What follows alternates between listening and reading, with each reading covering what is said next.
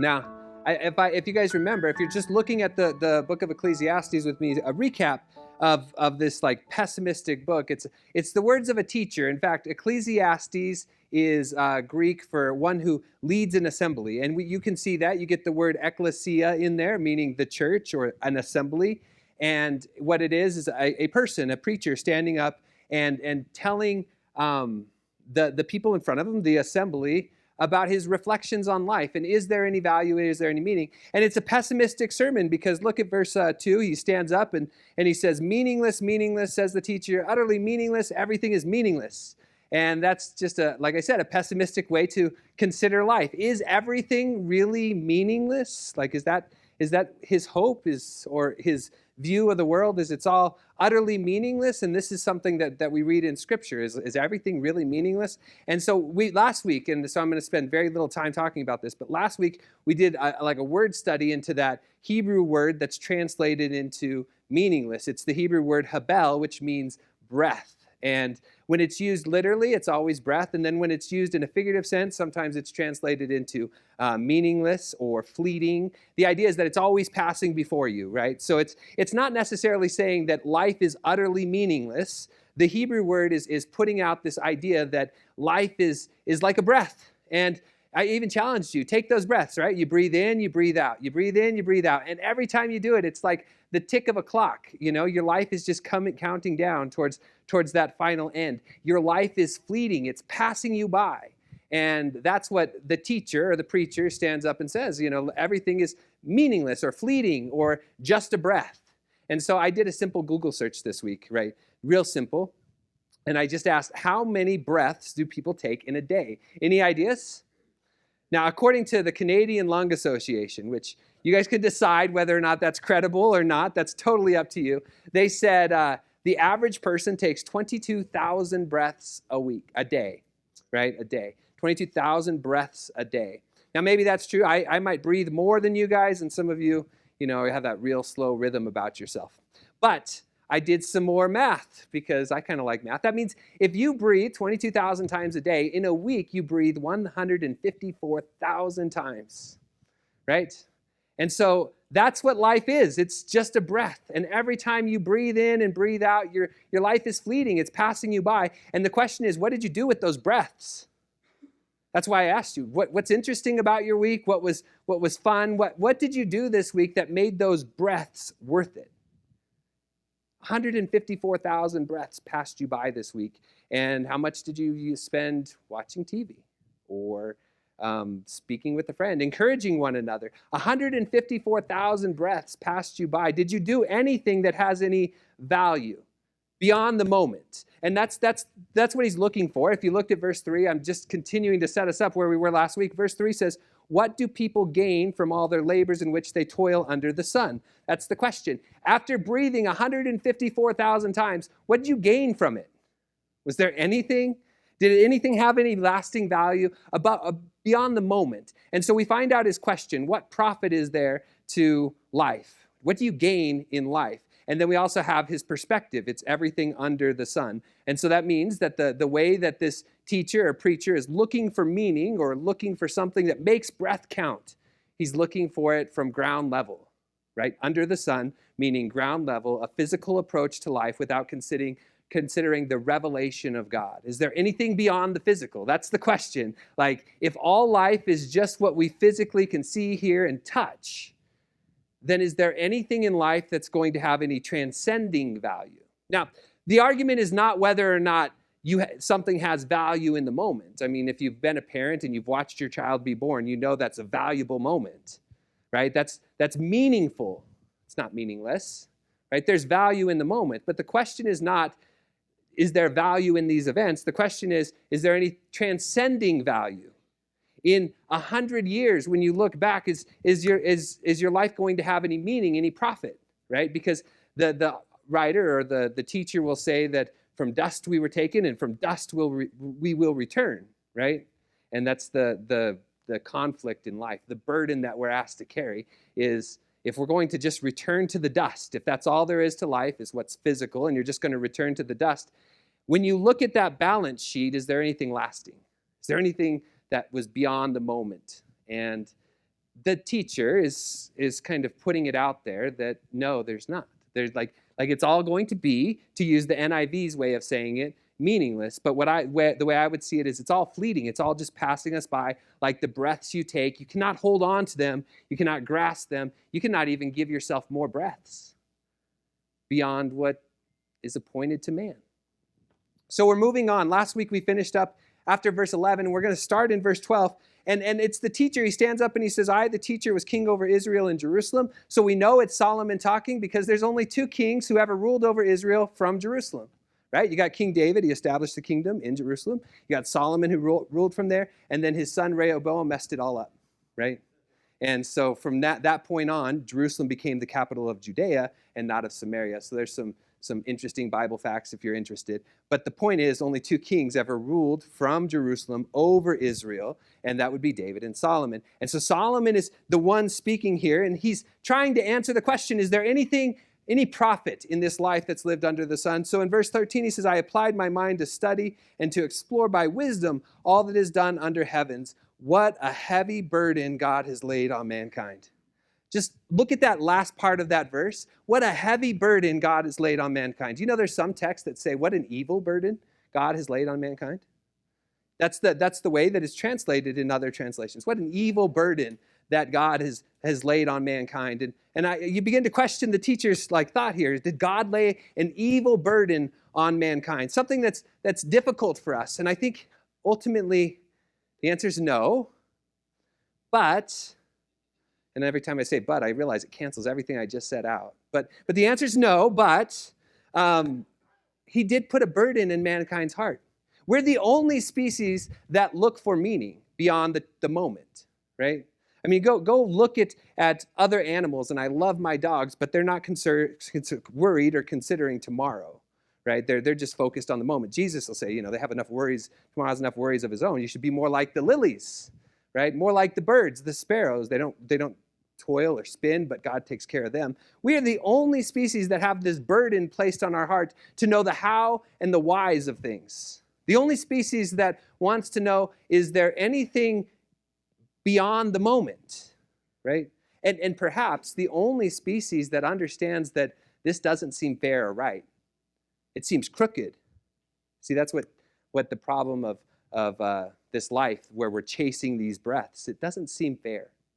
Because eventually it's pointed at every man should die and then face judgment. That doesn't seem fair. It doesn't seem right. And we have inside of us, now the teacher's saying that it's a burden that God has placed on mankind. I think it's a decree that God has placed in our hearts to know that we were meant for more. To know that we were meant to live beyond just the moment, to have value beyond just what is there, something that transcends the sun itself. And the teacher describes it like this, and I love it. It's so great how he says it. In verse 14, he says, I have seen all things done under the sun. Again, perspective, he's only looking at the physical, under the sun. I've seen all things done under the sun. All of them are meaningless, like that breath that's passing in and out, fleeting. It's always fleeting, like chasing the wind. And there's a parallel there between how the Hebrew actually works here, because, again, that word meaningless is the Hebrew habel, which means to breathe, but the word wind can also be translated breath, right? Because it's a type of breath. It comes from the Hebrew word ruach, and it's a type of breath that has like this animating feature to it. So it blows. Like the wind, right? Like in the beginning when God created, and the Spirit hovered, or the wind hovered over the deep, right? And then God breathes life into his creation, right? That's in Genesis chapter 2. I'll read it real quick because he uses the word ruach.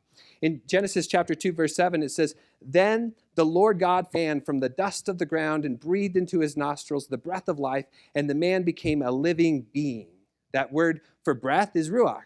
Right? It's this animating breath. It has movement to it. And God breathed into man, and man became a living being. And from that time, according to the writer of Ecclesiastes, we are but a breath, chasing after breath. Chasing after maybe the breath of God. Chasing after something that's transcendent, something past the moment. Something that longs deep inside of our heart to know that there's something more, but not being able to completely grasp it. See, that's why it's like chasing the wind. Has anybody tried to chase the wind? You should try it. I mean, you can't catch it. In fact, you can't even see the wind. You can see the effects of the wind. It blows the trees. The smoke in the air is an effect of the wind, right? Like you can see the effects of the wind, but you can't see wind, at least not with our eye. And that's what it's like, this burden that God has laid on mankind where we want more. We understand that we were created for something that transcends the sun itself. We want more, but we can't grasp it.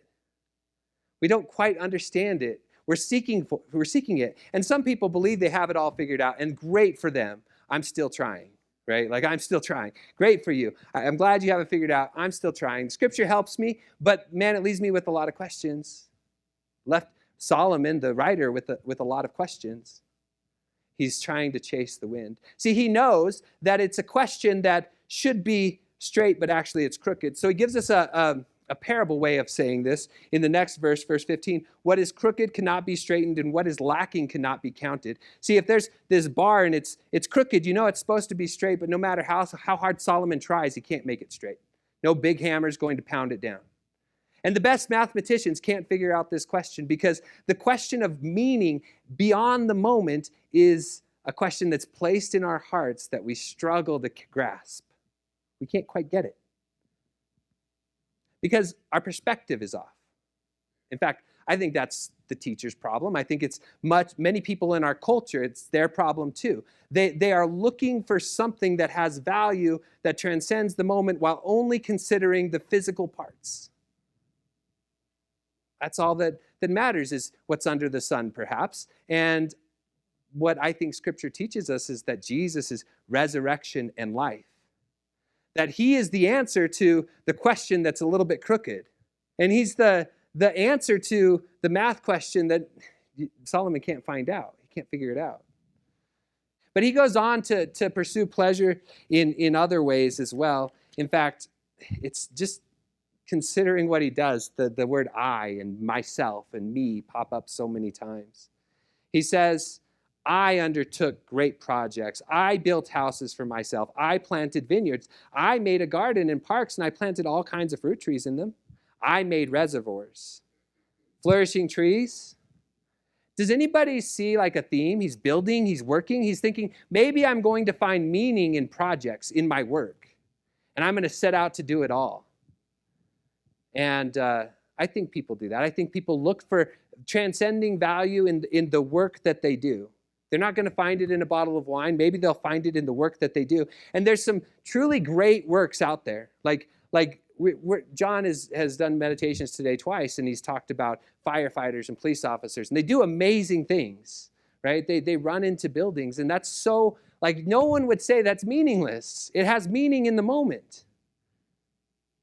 But when life is over and you've gone from dust to dust, does that meaning transcend anything? In fact, maybe it's like what the writer of Ecclesiastes said last week. He says, where generations come and generations go, and they forget everything that lies behind them. See, life is like walking on the beach, and you step in the sand, and every time you step, it leaves a print. But later on, the water's going to rise, and it's going to wash the print away, and it'll be forgotten. That's the problem with this finding meaning in the work that you do. Is it is incredibly meaningful in the moment, but will it transcend it? When life is over, is there any gain to it? So maybe in his work he looks for meaning, but maybe also in his assets. Now, like, we have to understand when he's talking about male and female slaves, like, we have to remember that, like, slavery is one of those things that should be repented of, if you're looking at it purely from the sense of chattel slavery as we saw in America, right? But throughout most of history, you had bondservants, and these were people who pledged their life to somebody out of devotion, and they would become part of the house, a bondservant, taken into the house and cared for. And so it's a more complex thing than just saying, he brought in slaves. This is not the same kind of slavery that we witnessed in America. It's different. And so he looks at his assets. He buys servants, and he buys, well, look at it. It goes on to say male and female slaves. I owned herds and flocks, and I amassed silver and gold. Treasures of kings, I acquired male and female singers. Like, how great is that? He had a band that followed him around everywhere he went. That's one way to find meaning. Just, hey, I'm ready for you to play that song now. Go ahead. Maybe the most deplorable is when he says, I had a harem as well, the delights of a man's heart. And I don't have to tell you what kind of pleasure he's looking for in the delights of the man's heart. It's just an awful thing when we consider that at any point in history, women were looked at as like playthings. That's something that also should be repented of, considered wrong. But that's what this teacher does. He thinks if there's any meaning in life, then maybe I can find it in creating my own paradise, my own little Eden. In fact, if you look at what he does, so many of the words that he used is taken directly out of Genesis 2 and 3, because what this person does to find meaning is to try to make himself God. And we live in a culture that is very much about looking for meaning by trying to make themselves God. Now, they wouldn't claim to be God, but certainly they worship themselves like God, right? Everything is about them, right?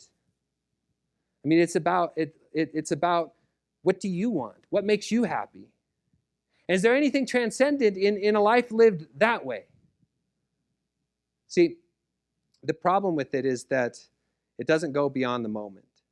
And if our perspective is clearly ground level, then maybe that makes sense. But we believe in a God that dwells in the heavens. We believe in a God that cares about the way that we treat people, that values the way that we live. And if you live only to please yourself, then what are you accomplishing? See, Jesus tells us this parable. Some people came to him and they wanted him to share the inheritance, right? There was a dispute amongst brothers, and Jesus says, the man comes and asks Jesus, tell my brother to share the inheritance with me. And Jesus said, what is that for me? And then he tells his disciples, he uses it as a teaching moment, and he tells his disciples, not even when man has an abundance does their life consist of their treasures, of their possessions. Not even when you seem to have it all does the life consist of that at all. He goes on to tell the story of a certain man whose ground produced a crop. See, the man was just fortunate that God was blessing him. It was the ground that was producing the crop, not the man himself. But the ground produced a crop because, well, Lord of the harvest is blessing him. And he's getting so much that he decides, well, what am I going to do with all this? And he knows, okay, this is what I'm going to do. And he begins to store up and build barns and stores everything he has in these barns. And that works out good for him, because once he's got everything stored in the barns, he says, I can now take life easy. I can eat and be merry.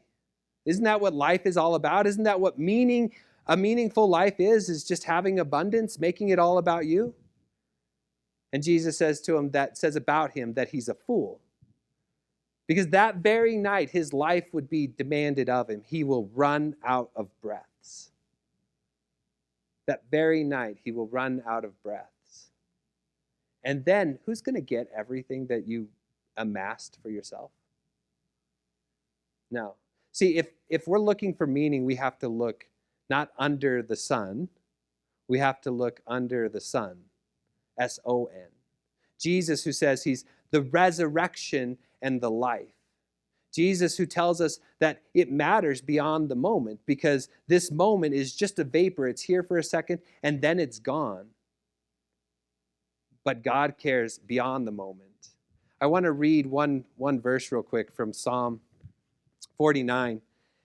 It's actually a few verses, but I think it wraps up something that, it shows us the problem that the writer of Ecclesiastes is having, and maybe a solution. And I love the solution because it's found in the Old Testament. And I like it when you can see resurrection passages in the Old Testament. But here's what it says. In verse 12 of Psalm 49, it says, people despite their wealth, do not endure. See, no matter how much you have, you're not going to endure. People, despite their wealth, will not endure. They are like beasts that also perish. Everybody's going to die.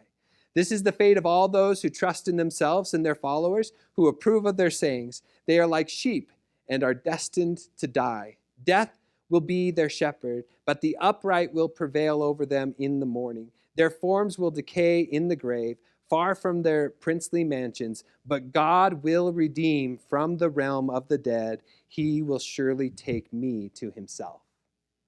Isn't this like amazing? You find this Old Testament verse that says, God is going to rescue me from the problem of meaninglessness.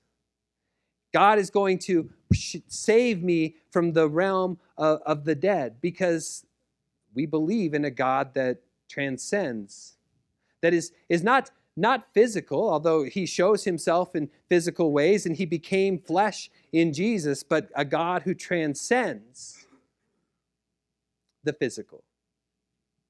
And he has to transcend the physical because everything that we see, hear, taste, touch, smell is physical. And God, in order to create something, would have to transcend that thing he created. He becomes a physical person in Jesus. And through him, and through his death on the cross, see, that's what makes his death so powerful. It's not just a man who died. What makes his death powerful is it's God who became flesh and died on our behalf. See, I know it's difficult. It's a crooked question, right? That's what he says. What is crooked cannot be straightened. And it's a crooked question. It's hard for us to figure out. And maybe your whole life will be spent grasping after what you can't touch, like the wind. But just because you can't grasp the wind does not mean the wind does not exist. I think we have to remember that we have a God that transcends the physical, cares about how we live in the moment, and has given us every breath that we take, and is one day going to hold every breath into account.